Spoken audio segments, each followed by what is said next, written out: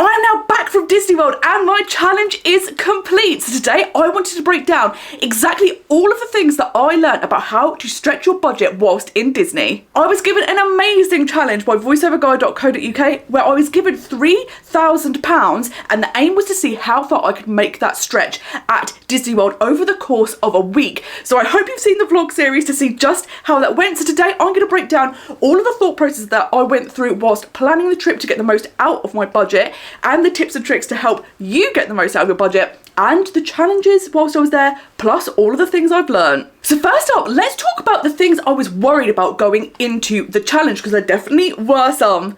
First of all, when I purchased the big things like the flight, hotel and tickets, before I'd even left the UK, I'd already spent 79% of the budget. So that was rather stressful. Going out knowing you don't have lots and lots of money to play with, but wanting to get the most out of the trip, I was worried, because what I didn't want to do was miss out on things and start having a like bare bones trip where you're there but you're having to skip over certain things you might want to do. So I was like, this is where all of my knowledge is going to come into play. Now you may have heard people talk about, there's a general rule of thumb of having £100 a day to cover food, experiences, souvenirs, things like that. But I knew going into it, before it even arrived, I wouldn't have £100 a day to spend. So I was thinking, how is this going to go? So I was definitely nervous when I started this trip. One of the areas I was conscious of whilst out there would be transportation. So originally I was going to use the free Disney transport because it has the word free in it, which if you're on a budget trip, perfect. But then when I was thinking about getting to and from the airport and the other things that I wanted to visit in Orlando and using Ubers and things like that, the cost started to go up. Now because I was there for just a week, and usually when I go to Disney World I do hire a car, in the back of my mind I was thinking, is it worth looking at car hire? Now immediately I had dismissed this because I was like, it's definitely going to be too expensive. But as the trip got closer and I was starting to kind of finalise the budget, I was thinking, let's have a look. And actually it wasn't going to be too dissimilar between hiring a car and the transportation options whilst I was out there. So I did splurge in this area, and for a couple of reasons. One, the convenience, because I was going to be there for just a week. I wanted to be able to get everywhere super quick, and doing your own transportation with a car is the best way to do this. You get absolutely everywhere on site within 15 minutes. If I was using the free transportation, typically you need to give yourself about an hour so that you can wait for the bus to get to your destination, all of those things. So having a shorter trip, I thought this is worthwhile. And also being a solo female traveller, just going out and about in Orlando in Ubers and stuff, I just felt more comfortable having my own car. Something else that I thought was going to be super important was getting multi-pass for a few days of the trip. Now because I've been before, I kind of know what parks it may be most beneficial in. So I knew I wanted to get Magic Kingdom and Hollywood Studios, and then I was toying with, do I get Epcot, do I get Animal Kingdom? And over time I kept going backwards and forth. Now for my final day I was going to be in Animal Kingdom for a half day, and that was the only time I visited that park during the trip. So I did again decide to splurge. Luckily Animal Kingdom is the cheapest park to get multi-pass in. But again, because I was only there for a week, I wanted to get the most out of my trip. Because of course the challenge was to see how far you can make the budget stretch. It's not just this is the lump sum, spend it. It was how can you get the most out of it and have the most enjoyable experience. And multi-pass definitely helps you with this, and this was so worthwhile. I got it for 3 days in total, once for Magic Kingdom, Hollywood Studios and Animal Kingdom, plus I did get some single passes, aka individual lightning lanes for Flight of Passage and Tron, and they were so worthwhile. Without them I might not have been able to go on those rides or the time of day that I wanted to go on it, because whilst I was there, Tron had a new overlay for Tron Aries. It was going to be on my final day that I was in Magic Kingdom it was happening, so that's why I decided to splurge on that. And I do think this was worthwhile. I do think if you are going to be going to Disney World, having a little budget that you can put towards multi-pass makes such a difference. Even if you just get it for 2 days, once in Magic Kingdom and once in Hollywood Studios, you're going to feel such a difference, because all of those big rides with the big queues, you can knock out with your multi-pass. And then the rest of your trip, you don't have to be worrying about, will we be able to get on them? Do we have to queue for ages? So doing it is well worth it. I think multi-pass is worth its weight in gold. So that was something that I was not worried about splurging on, because I knew the experience I would have would be so much better for it. So I was quite happy to splurge there. And of course, when I was in Disney World, there were times that I was worried about the budget. This was, for example, when I was in the shops. Now, the first couple of days, I was so restrained. I was like, I'm just going to look. and then I'll keep in my mind's eye the things that I've seen, and then later on in the trip I can start purchasing things. And that was the thing, once it got to that point where I knew I would have a bit of budget to play with, I was still nervous because I was like, I don't know exactly how much budget I'm going to have to play with, because stuff like getting fuel for the car, don't know exactly how much that's going to cost. So I was like, you want to toe that line of that balance of getting things but not overspending. So it's always nerve-wracking going to places like the Outlet and Disney Springs and thinking, oh gosh, is this going to break the bank? So that was something that did cause me a bit of concern. And there were two things that I had pre-booked that I knew were going to be more pricey, which was a character dining breakfast and visiting the Beak and Barrel, which is the brand new Pirates of the Caribbean bar in Magic Kingdom. Now, I think a character dining meal is a quintessential part of a Disney experience, and I was like, oh, I really want to be able to show people that you could do it. If you want to do one, this is the cheapest way to do it. So I was like, I'm going to do it. I'm going to splurge on it. But again, knowing that was going to be a significantly more expensive meal was something that I was thinking about. Is it worthwhile? And then the Beak and Barrel. Now, I did not want to miss out on going to this brand new bar. It looked so much fun, but the drinks are pricey. You're going to be paying more for one drink than you would be for a quick service meal by far. So it was like, is this a good idea? But I was gonna like push ahead because I was like, this is the thing. I'm here to use all of my tips, the tricks that I know. So I'm gonna book these things and I'm gonna make it work. So of course, to make it work, there were some changes that I made to the trip compared to how I would normally visit or what I had in my mind's eye when I was first thinking about the trip. And these things were reducing the amount of table service meals I eat. I normally do have a lot of table service reservations when I go to Disney, and this time I was like, let's focus on quick service. I think this is going to be one of the easiest ways to cut down the budget, but it is very different to how I'd normally visit, and I was worried, is there going to be enough variety? Am I going to get bored? Am I going to be having typical theme park fare every single day?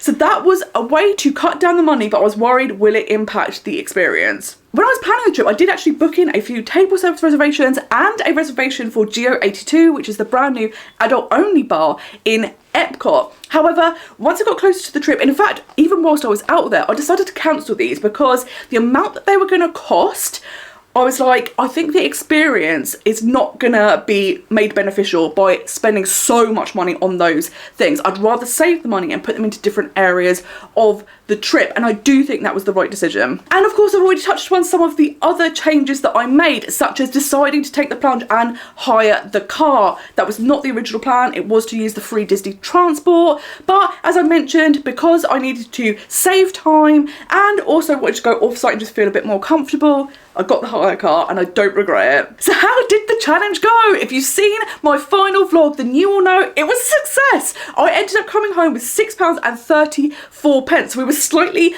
under budget, but what was great is I managed to maximise absolutely everything whilst I was out there to get the most out of the budget. So the aim was to try and not come back with any money. So I think we did really, really well. And it was fantastic because I got to have an amazing trip. The hotel was fantastic. The flight was comfortable. The dining that I had was amazing. I got to have really fun experiences like the Beak and Barrel. I had multi-pass and single pass. I managed to buy merch. There was so much that went into the trip.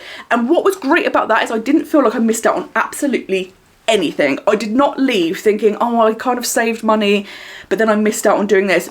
Didn't happen. So it was a complete success, and it was fantastic to know if you know the tips and tricks and the areas that is worth splurging in and where you can save money, you can have the best experience. There were certain areas of the trip that were much cheaper than I anticipated, and this was really, really fantastic and really helped me stay under budget. And something else that was a delight is knowing if you go for a week, you can have the best time. I've only ever been to Orlando for 2 weeks or longer, but going for a week and just focusing on Disney World was incredible. I was worried you'd have to skip over loads of things, and I absolutely didn't. And I think that is also because I manipulated the budget by using things like multi-pass. But in all, this has completely opened my eyes and given me a brand new way of visiting Disney World. So I'm going to tell you all about that now. So first up, let's do a cost breakdown of all of the key areas of my trip so you can see exactly how much they can cost you. So first up, I had all the big costs such as the flight, the hotel, the park tickets, airport parking, all of those things. The total for this was £2,149.13, which is absolutely huge. And when you see that figure disappear before you even left, it is nerve-wracking, because out of £3,000 you've already used well over 2/3 of the budget. But the great thing is, once that was spent, I knew exactly how much money I had left to spend on the rest of the trip, and that helped me break down which areas I needed to put money into. So of course the first thing I decided to budget for was food, drinks and snacks. What I did is I went through all of the parks, the restaurants that were available, and where I was going to dine. I then could work out how much it was going to cost me. I added tax on top. Be sure to budget for that, because that can catch you out, and tips if you do go to table service restaurants or bars.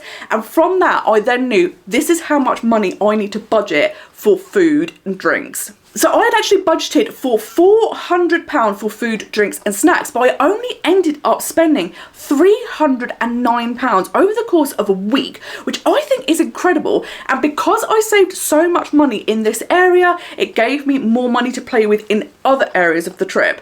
The next thing I wanted to budget for was multi-pass, because like I said, when I was doing a shorter trip, I wanted to get the most out of my park days. So for 3 days of multi-pass and 2 individual lightning lanes, it cost me £80.52. I bought this a week ahead of my trip. So again, once I arrived, I knew how much money I had left to play with, and I'd already taken out the big expenses, food and multi-pass. So we knew by that point we were doing quite well with the budget, and we had a rough idea of how much we'd have to play with once we were out there. So once I had a budget in mind for all of those costs, that's when I started thinking about transportation, because I knew I would have to get to and from the airport and some of the places I wanted to go off-site, such as the outlet mall and Walmart. So that is when I started thinking about, I'm going to use the free Disney transport and Ubers, or potentially the Mears Connect to get to and from the airport. But because I wanted to maximise my time out there, as I got closer to the trip, I started thinking about car hire.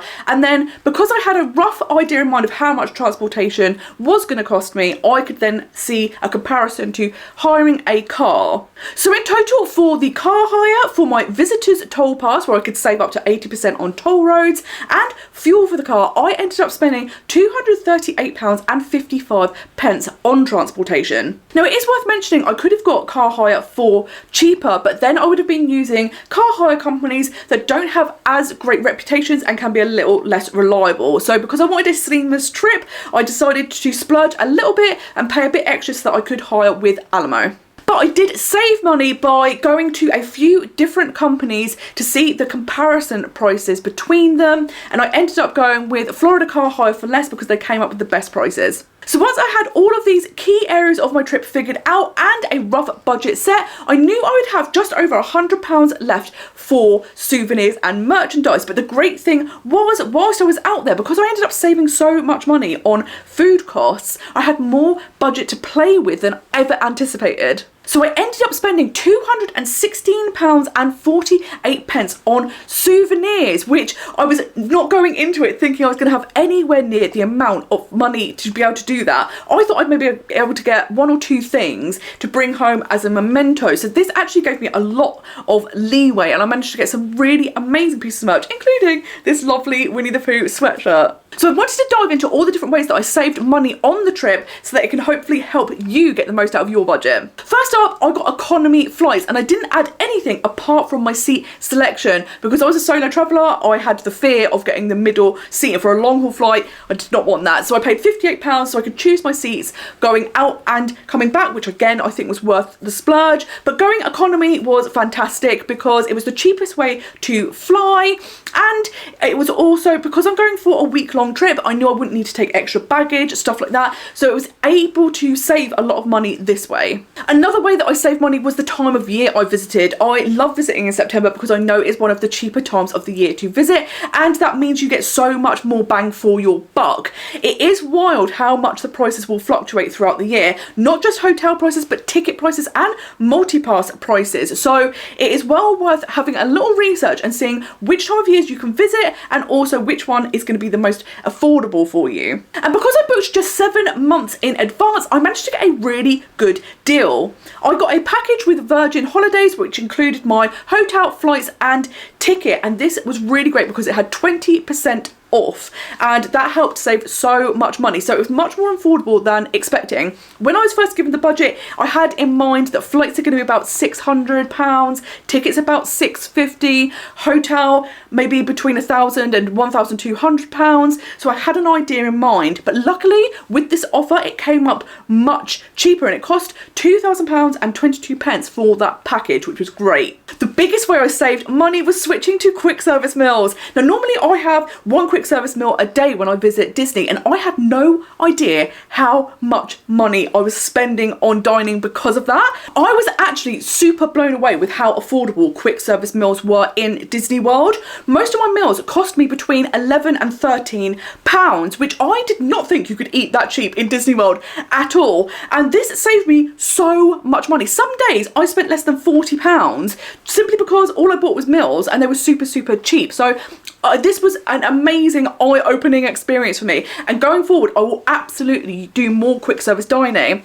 As I had mentioned, something I was worried about was the variety of foods on offer, but luckily because I did my research and I've been before, I knew the places that had more interesting options. Now I would say if I was going for longer than a week, I would incorporate a few table service meals because I do think I would run out of options and variety. And partly that's because I'm vegan, so if I go to a restaurant, I know there's one option for me to try, whereas other people, you may have multiple options. So if you have to revisit a restaurant, it's not such a problem. But I think I would, if I went longer, add a handful of table service meals in. But I definitely think I will pull back on the table service dining because now I've seen the difference in cost, I just don't think I can unknow this information. Something else I had budgeted for was one frozen beverage a day and one snack a day, and I am obsessed with frozen drinks in Florida because when you're in that heat, all you want is to be cold. So I knew I was going to have to budget for that, and I also know there were amazing snacks on offer. However, because you are so hot, your appetite gets suppressed, so I didn't actually end up really getting any snacks. I think I maybe got 2 over the course of the trip. So again, I saved money because I budgeted for all these things and I didn't end up buying them. But this is something I would say when it comes to dining, I do always over budget, because it could be that if it's a super hot day, you end up buying more drinks than anticipated.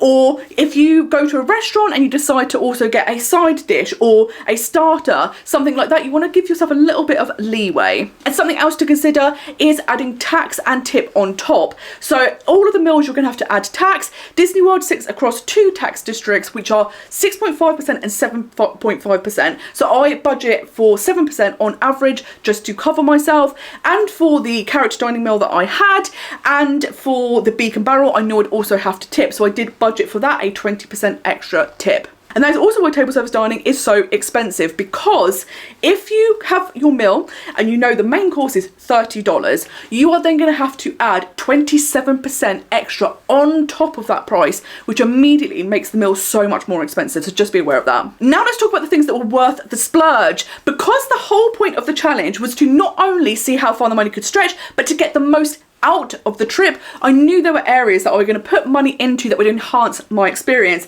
And as we've mentioned, one of them was multipass and individual lightning lanes. I do not regret this for 1 second. I think it's worth its weight in gold. If you can put this into your budget, it's going to make such a difference to your trip. And it just made my days so enjoyable. I got to do all of the rides that I wanted to do and I didn't miss out on anything. So this was well worth it. The other thing that was worth the splurge was the character dining meal. So I went to the Crystal Palace in Magic Kingdom, which is a Winnie the Pooh themed character dining meal. Now, I'd never been to this restaurant, so it was very exciting, but what I wanted to do is I was going to try and show the most affordable way to do character dining meals, and that is of course breakfast. So I went there for breakfast. It was delicious, the characters were fantastic, and it's such a quintessential part of a Disney experience that I'm so glad that I did it. And I would say if you're going, it's so worthwhile doing at least one character dining meal.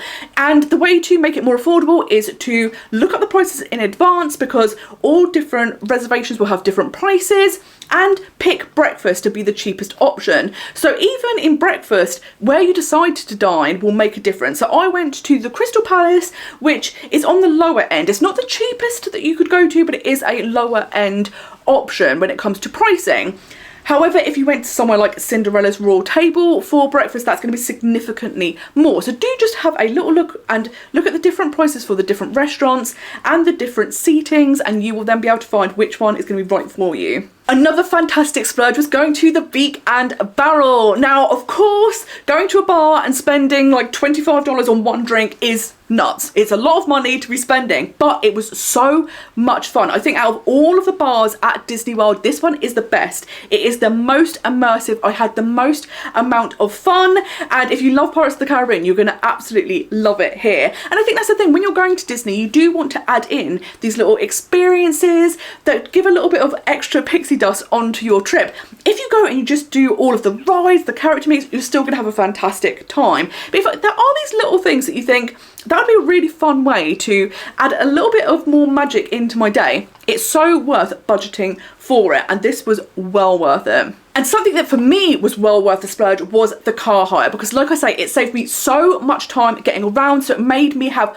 more time to experience the parks and get the most out of my trip. It also enabled me to go to places like the outlet and be super easy to do so, and it was just the best decision for me. So I'm really glad that I did the splurge. But like I say, it was only a little bit more than what I was going to be paying for transportation. So it's definitely worth having a little look around and pricing things up so that you can compare and get a proper idea of what things will cost and which one will be beneficial to you. And things aren't always as expensive as you anticipate. And this was one time that was the case. And I'm so glad I did it, because it just made my days so much easier, stress-free, more comfortable, and I got so much more out of my days. I also want to touch upon how I managed to fit so much into the trip, because that definitely helped enhance the trip. And that is, if you know the best times of years to visit and the best days of the week to visit the parks, it makes such a difference. So I knew that September is one of the quieter months to visit, so I knew this was going to be a good time to get the most out of each day. And as I was doing a shorter trip,